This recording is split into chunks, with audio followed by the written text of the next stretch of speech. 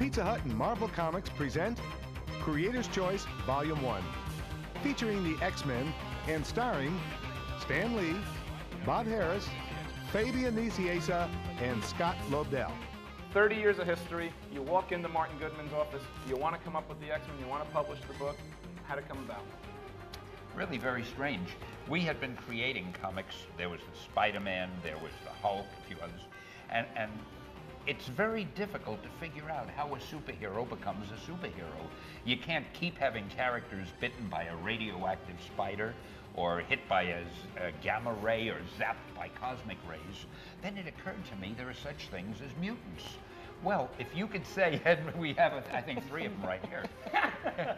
If you could say that somebody is just a mutant, he was just born that way, that's a logical explanation, an easy explanation, and I can forget about radioactivity.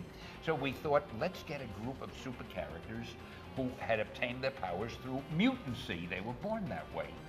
And it just made life so easy, and we were able to get this big team going. Tell you a funny thing about that, though. When I first suggested it, I wanted to call the group the Mutants. And the consensus was that, no, don't do that, because nobody knows what a mutant is. And I said, that's crazy. No, kids won't know. So we finally arrived at the name the X-Men. I thought of that because it's Professor Xavier, and they all had an extra power. And I said, all right, let's call them the X-Men. That name was okayed.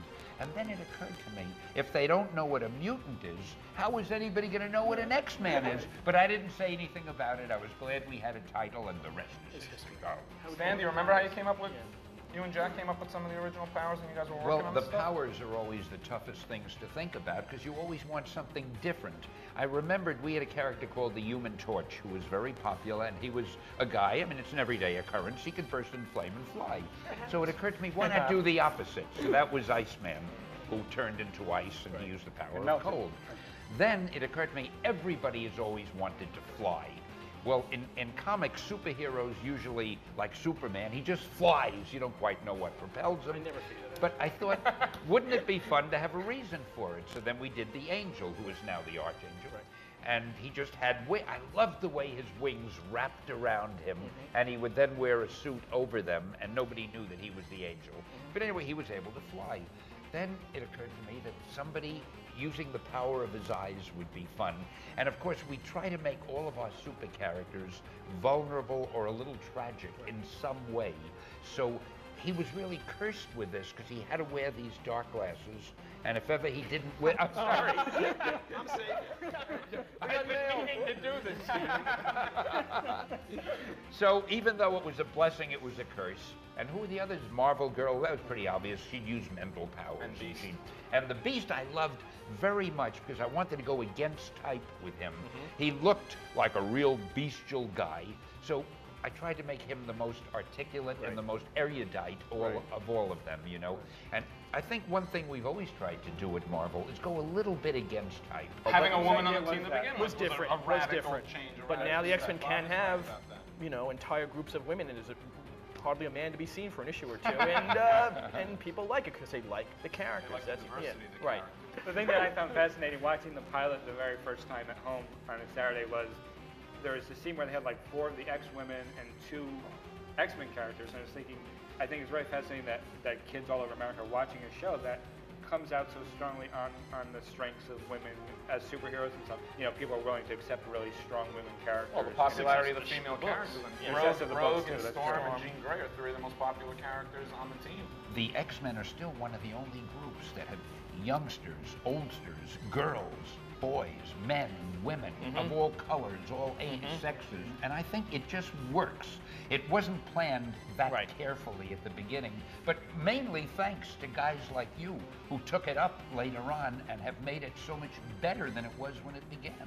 And I want to take this opportunity publicly to thank you, and I'll never say it again, so keep this But keep the tape. Well, I'll make you kids at home listen to this. He's thanking us. Right.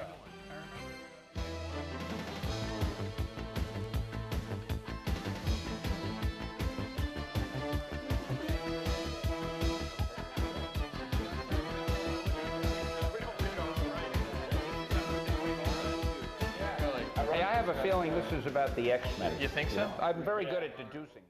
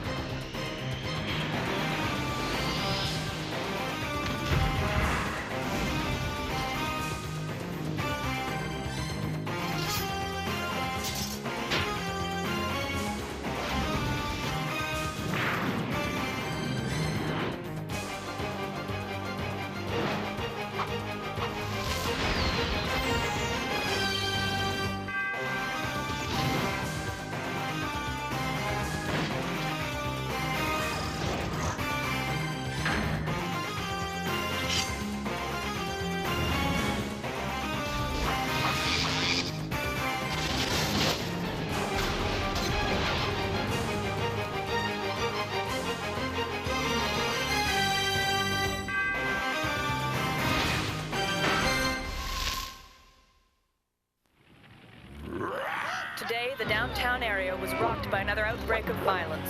The fact that the perpetrator is believed to be a mutant has fueled current anti-mutant hysteria now growing nationwide.